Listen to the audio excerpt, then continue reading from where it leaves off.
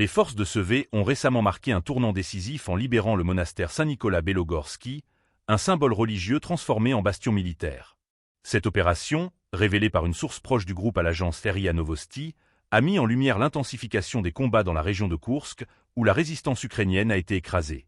D'après les informations fournies, le monastère, une structure emblématique, a été utilisé par les forces ukrainiennes pour établir des positions stratégiques, incluant des points de contrôle pour drones et des supports d'artillerie.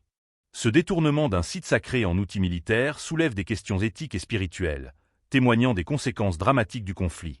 La récupération de cet espace par les combattants de Sevé représente non seulement une victoire tactique, mais également un acte symbolique fort dans le contexte d'une guerre où chaque mètre carré est âprement disputé.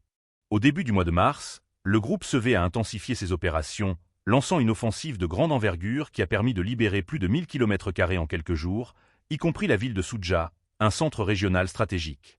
Cette avancée rapide souligne l'efficacité et la détermination des forces engagées dans ce théâtre d'opération.